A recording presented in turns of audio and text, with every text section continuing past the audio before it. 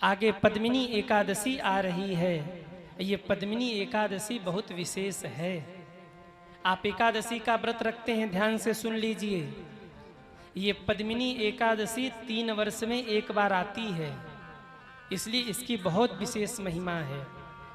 3 वर्ष में जब पुरुषोत्तम मास लगता है, अधिक मास लगता है, तब ये पद्मिनी एकादशी आती है। और अगर एक पद्मिनी एकादशी आपने ध्यान से कर लिया तो साल भर के एकादशी का फल आपको प्राप्त हो जाता है। पर इस बार एकादशी 2 दिन है, पद्मिनी एकादशी 2 दिन है, इसलिए कई लोग कंफ्यूज हैं कि पद्मिनी एकादशी का व्रत हम किस दिन करें, 26 मई को करें कि 27 मई को करें। कुछ लोग कह रहे हैं कि 26 मई को पद्मिनी एकादशी है, कुछ लोग कह रहे हैं 27 मई को पद्मिनी एकादशी है। ध्यान से सुनिए, जो व्रत रहते हैं 27 मई को पद्मिनी एकादशी का व्रत रखेंगे, क्योंकि द्वादशी युक्त एकादशी सर्वश्रेष्ठ होती है। पुरुषोत्तम मास के शुक्ल पक्ष में पड़ने वाली एकादशी को पद्मिनी एकादशी, कमला एकादशी या पुरुषोत्तमा एकादशी के नाम से जानते हैं। ये एकादशी केवल 3 वर्ष में एक बार आती है, इसलिए इसकी और भी महिमा है। अगर आप इस पद्मिनी एकादशी को विधि विधान से कर लीजिए ना, तो 1000 वर्ष तक तप करने पर जो फल मिलता है आपको एक ही दिन में प्राप्त हो जाएगा। कितने दिन तक तप करने का फल? अरे बोलो ना, 1000 वर्ष तक जो तप करने का फल है वो एक दिन की एकादशी से आपको प्राप्त हो जाएगा। इसकी महिमा इसलिए अधिक है क्योंकि ये एकादशी अधिक मास में है। और हमने कई बार कहा है, अधिक मास में किसी भी धर्म सत्कर्म का अधिक ही फल मिलता है। एक व्रत किया तो साल भर के व्रत का फल मिलेगा, 1 रुपया दान किया तो 10 रुपये का फल मिलेगा, एक बार तीर्थ कर लिया तो जीवन भर तीर्थ करने का फल मिलता है। भगवान कहते हैं जो इस पद्मिनी एकादशी का व्रत कर ले वो जीवन में सारे सुख पाता है, उसके सारे पाप में नष्ट कर देता हूँ और अंत समय में मेरे धाम में उसको वास मिलता है पद्मिनी एकादशी के व्रत से। निश्चित ही नारायण भगवान कृपा करेंगे यदि आप पद्मिनी एकादशी का व्रत कर लीजिए। अब कई लोग कहेंगे कि गुरुजी व्रत कैसे करना है, एकादशी के व्रत का नियम क्या है? ध्यान से सुन लीजिए। एकादशी व्रत 3 प्रकार से रहा जाता है, निर्जला, सजला और सफला। निर्जला क्या है? आप एकादशी का व्रत बिना जल पिए करिए, ये है निर्जला। बिना जल पिए, जल का भी त्याग कर दीजिए।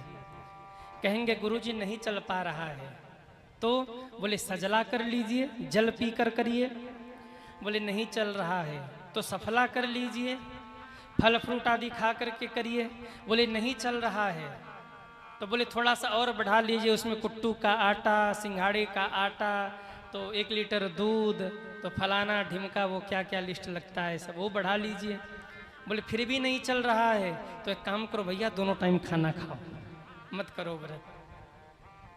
निर्जला करिए, न हो तो सजला करिए और न हो पावे तो सफला करिए। अब ज़्यादा ही खब्बुक आदमी हो तो कोई बात नहीं, लेकिन खाने के लिए इतना ही बहुत है, सेव है, केला है, हाँ, दूध ले लीजिए, सिंघाड़े का आटे का हलवा वगैरह बना लीजिए, कुट्टू का आटा लेकर उसका कुछ बना लीजिए। माताओं का तो दिन भर कुछ न कुछ चलता ही रहता है, चाय तो दिन में कई चक्कर चलता है। क्या है ना, आज एकादशी है, आज चाय पीना चाहिए, जबकि नियम है कि एकादशी में चाय पीना ही नहीं चाहिए। एकादशी किसी भी व्रत में, ध्यान से सुन लीजिए, आपका दिमाग चकरा जाए तो मुझे क्षमा कर देना, पर किसी भी व्रत में चाय नहीं पीना चाहिए, ये सत्य है, बाकी आपकी इच्छा। तो 3 दिन का एकादशी व्रत होता है। अब कई तो कह रहे गुरुजी इससे अच्छा मत ही सुनाते, हम जैसे चल रहे थे वैसे ही चलते रहते, चाय छोड़ के कैसे रहेंगे। लेकिन जो नियम है वो मैं नियम आपको बता रहा हूं। एकादशी का व्रत 3 दिन का होता है, दशमी, 11 और द्वादशी। दशमी को शाम को थोड़ा कम खाइए। कई लोग होते हैं कल एकादशी रहना है तो शाम को बढ़िया लेते हैं आहार, बोले कल दिन भर तो ऐसे ही रहना है, जैसे लग रहा है कि पहली बार ही खा रहे हो। तो दशमी को शाम को थोड़ा कम खाइए और सोने से पहले हाथ मुंह धोकर बढ़िया मुंह को स्वच्छ करके सोइए, क्योंकि अगले दिन आपको व्रत रखना है। सुबह जल्दी उठिए, स्नान करिए। एकादशी के व्रत में पीले वस्त्र की महिमा है, तो हो सके तो पीले वस्त्र धारण करिए। ठाकुर जी को स्नान कराइए, एक आसन पर उनको बिठाइए, ठाकुर जी को पीले वस्त्र धारण कराइए, पूजन करिए और पूजन करने के बाद हाथ में जल और अक्षत लेकर संकल्प करिए। जल अक्षत नहीं, जल और पुष्प लेकर संकल्प करिए, हे नारायण भगवान, हम आपकी प्रसन्नता के लिए ये व्रत कर रहे हैं, मेरे इस व्रत को निर्विघ्न पूर्ण करिएगा। हे प्रभु, हम दिन भर किसी पर क्रोध न करें, किसी से विवाद न करें, किसी से झगड़ा न करें, हम दिन भर किसी को अपशब्द न बोलें, हम दिन भर मुख से कोई ऐसे शब्द न बोले जिससे किसी को पीड़ा हो, इस शरीर से कोई अपराध न बने। आप हमारे एकादशी व्रत को निर्विघ्न पूर्ण करिए। ऐसा कह के आप संकल्प छोड़ दीजिए। थोड़े समय आप बैठ के भगवान के नाम का कीर्तन कर लीजिए। ड्यूटी फिर जाना है, ऑफिस जाना है, जहाँ जाना है जाइए, और दिन भर नमो भगवते वासुदेवाय इस मंत्र का चिंतन करते रहिए, या नारायण नारायण, या जो आपके इष्ट देव हों उनके नाम का चिंतन करते रहिए। शाम के समय फिर भगवान का पूजन करिए। रात में अगर आप जागरण कर सकते हैं तो 11, 12, 1 बजे तक जगकर भगवान के नाम का कीर्तन करिए और फिर सो जाइए। अगले दिन सुबह जल्दी उठिए और सुबह जल्दी उठकर स्नान करिए, स्नान करके पूजन करिए और पूजन करने के बाद फिर अपने व्रत का पारण करिए। आप लोग पारण कैसे करते हैं? कैसे करते हैं? भगवान का चरणामृत और तुलसी पत्र लेकर भगवान के सन्मुख ही अपने व्रत का पारण कर लीजिए, या तो भगवान को जो भोग लगाया है वही प्रसाद लेकर अपने व्रत का पारण कर लीजिए। फिर कहिए, हे नारायण भगवान, हमारे इस एकादशी का जो फल है वो आपको ही लग जाए, हमें आपसे कुछ नहीं चाहिए। इतना कहने मात्र से ही नारायण भगवान प्रसन्न हो जाते हैं। एकादशी का फल नारायण भगवान को समर्पित कर दीजिए और इसके बाद फिर आपको जो खाना है बनाइए और बढ़िया खाइए, क्योंकि एकादशी को भूख लगी होती है, द्वादशी को बढ़िया बढ़िया चाहिए। खूब कचौड़ी पकौड़ी बनाइए और पाइए। लेकिन एक बात का ध्यान रखिए, एकादशी के दिन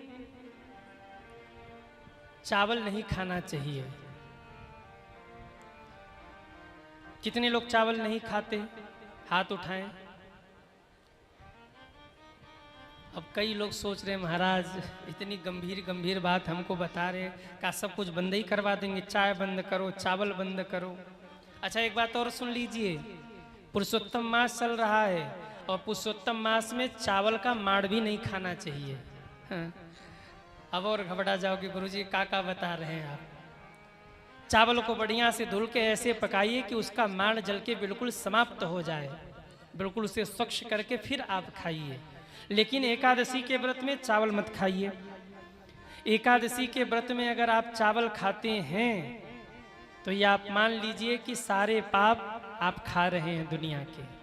सारे पाप एकादशी के दिन जाकर चावल में ही बैठ जाते हैं, और आप जब चावल खाते हैं तो सारे पाप आपके ही भीतर प्रवेश कर जाते हैं।